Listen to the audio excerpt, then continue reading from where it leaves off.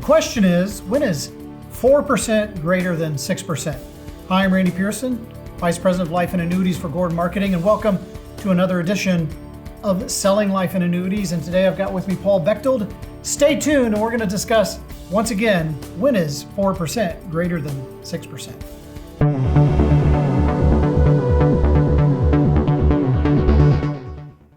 All right, Paul. So once again, the question is, when is 4% greater than 6%? I'm sure we've got a lot of advisors out there watching this video that are wondering, what the heck are we talking about? Please explain to the audience.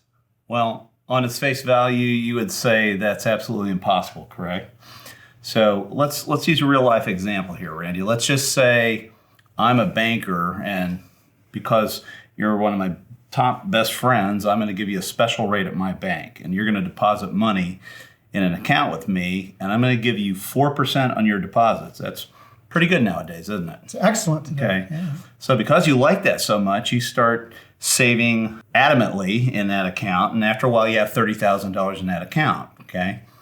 But one day you come into me and you say, Paul, I need to buy a new car, and I'd like to withdraw that $30,000 so I can go buy a car. I'm going to pay cash for it, because that's what Dave Ramsey tells me I should do, not pay interest to somebody else, pay cash, right? So I say, Randy, you really don't want to do that. What I'm going to do is I'm going to give you a special deal instead.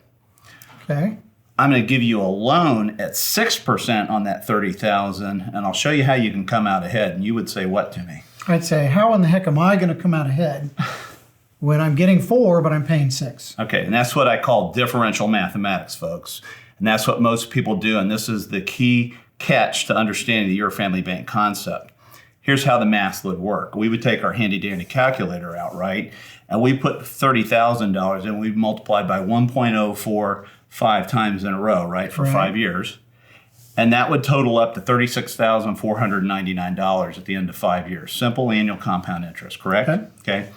But I'm going to go to bankrate.com and I'm going to put $30,000 in at 6% over 5 years, and you would see that the total of your payments was only $34,799 to take that loan at 6%.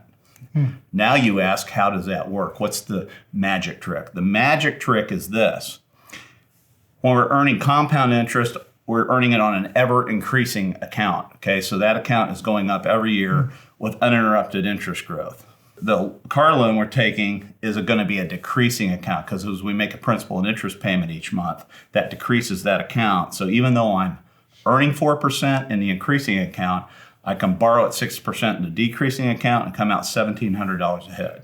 All right. And is there a difference in the kind of interest that the consumer is earning and or paying? There is. We are going to earn compound interest in our increasing account. And we're taking a loan, an amortized interest loan. There's a difference in that as well. All right. Okay. So we've got amortized versus compound interest. Correct. Okay. But this gets even better, Randy, because how often do you buy a car? You buy one every 5 or 6 years, right? So in 5 years later, that account has now grown to $44,407. And so now the next time you buy a car, I have an even greater differential. So instead of having a $1,700 differential for your next car, you're going to have a $9,600 differential. I see. Let's say we've got a client that's an exceptional saver, and they've got a lot of money sitting in the bank. What would be the advantage, if any, of doing this versus just simply paying cash for the car? Well, you're never interrupting the compounding interest in the account. I have interest is growing forever, hence the reason they call it infinite banking.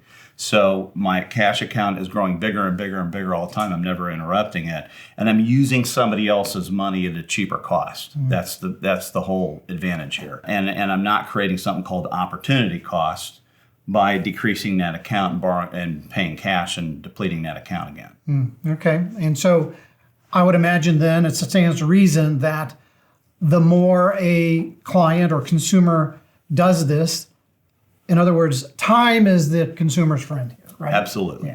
Yeah, very good. Time and the fact we're not interrupting the interest compounding. Absolutely. So you keep pointing to a piece here. This is a tool that an agent and an advisor could use to help explain this scenario to their clients, correct? Absolutely. If there's an agent out there that's interested in knowing more, or says, wow, that's a valuable piece of information I could share with my client to help them understand this, give me a call, 317-626-3054 or paul@gordonmarketing.com, and I'll be glad to get this to you and step you through how to have the conversation. Yeah, excellent. So once again, if you're an advisor or an agent watching this video and we've kind of intrigued you with this math and or you feel a little confused as to what we're explaining, certainly don't hesitate to reach out to Paul. Paul, or really any member of our team, would love to explain to you how your family bank works and how you can incorporate it into your practice to grow your sales. As a matter of fact, we were just chatting this morning and one of our better agents just submitted a $40,000 annual premium YFB case. And you could do that too. So give us a buzz. We'd be happy to help you learn how to sell through your family bank. But with that, our time here has come to an end. I'd like to thank you for watching this episode of Selling Life and Annuities. Tune in every Tuesday for a brand new episode. Make sure you click subscribe and the notification bell, and happy selling. Thank you.